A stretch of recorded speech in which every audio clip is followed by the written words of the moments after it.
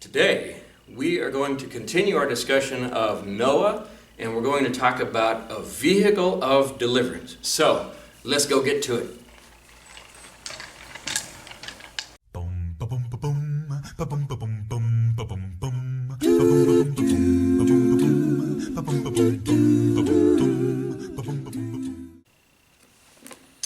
So I'm up here at the church building today for this lesson. I think we're going to have an interesting activity. But we've been talking about Noah. I actually have my Noah's Ark shirt on. And the ark. And I wanted to ask you a few questions about the ark and the flood. You probably know the answer to these. But why was God sending a flood? Take a second and answer that question. Why was God sending a flood? And if you don't know, I want you to go to Genesis chapter 6 and read verse 5 through 7. Then we'll talk some more.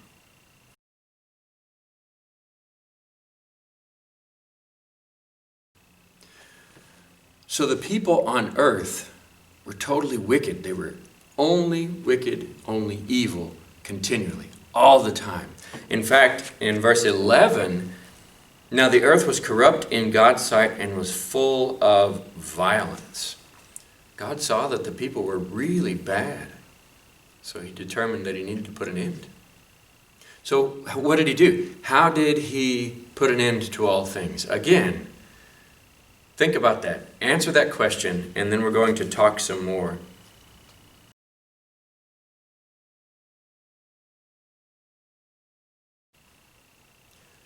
God was going to send a flood. He was going to use water to clean, if you will, the earth, to wash the whole earth. What did Noah have to do? He had a job that he was given. It said for Noah to build an ark of cypress wood, make rooms in it and coat it with pitch inside and out. How was he supposed to do that? I don't know. Noah was 500 years old. I don't know if he'd ever built a boat before, but I doubt he had ever built a boat of this size before. It was very big. Did he just have to wing it? Did God say, go build a big boat? Or did he give him instructions? How did that work? Was Noah left to his own devices? Or did God help him with instructions? I think that God gave instructions to Noah so that he would have a good idea of what he was supposed to build. And in fact, we have some of those instructions. It says, this is how you are to build it. 300 cubits long, 50 cubits wide, 30 cubits high. Make a roof, leave an opening 1 cubit high around, put a door in the side, upper, middle, and lower decks, and to coat it inside and out with pitch. He even had a kind of wood, cypress or gopher wood. He got instructions.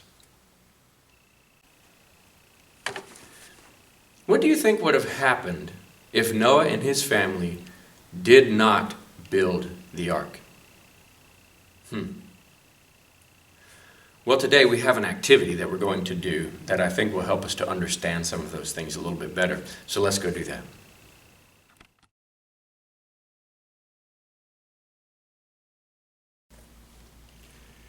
I have these instructions here. It tells me that apparently this part of the room that I'm in is going to be destroyed by a flood.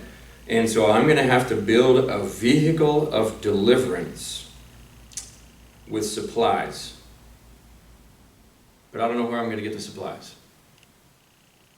Look, supplies. Okay, so I have to build a vehicle of deliverance from all of these things. And I've got to get to the other side of the room, but I can't touch the ground. Let's see what we can do here.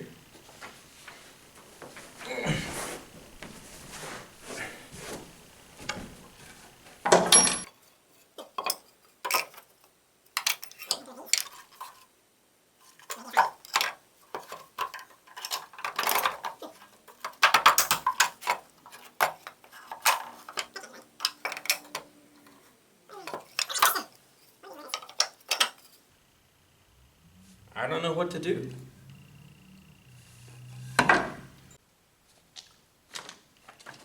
An instruction manual for the vehicle of deliverance. Oh. Oh, I see.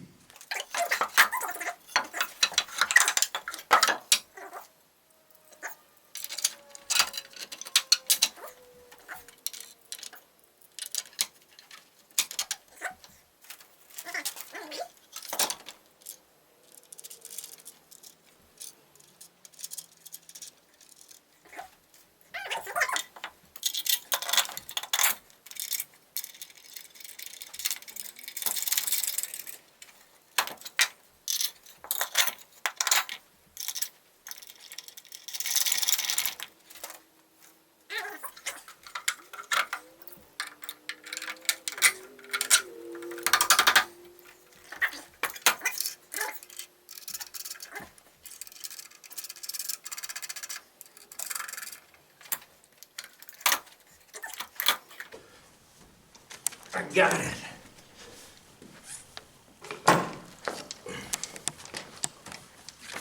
It's a vehicle. I did it. With my instructions. But how do I get across? I gotta go over there. A rope. Perfect. It's working. It's working. I did it. I made it to the other side of my vehicle of deliverance. So, doing that activity, having to build that little vehicle of deliverance is a good lesson, because it's not real easy just to see how does all this go together if you've never put something like that together before until you get instructions. And I think that's important because God gave Noah very clear instructions, and I bet he got better instructions than what we have written down in the Bible, because the Bible is not a book that's designed to give us blueprints for building things. It's designed to give us instruction on how to be saved, and that's what happened for Noah. Noah was not just saved because he was a nice guy. God had a job for Noah to do. He said, I need you to build an ark, and here's how you do it. And Noah had, from the time he was 500 till he was 600 years old, to build that ark. So he had plenty of time to do it. But he had to build the ark.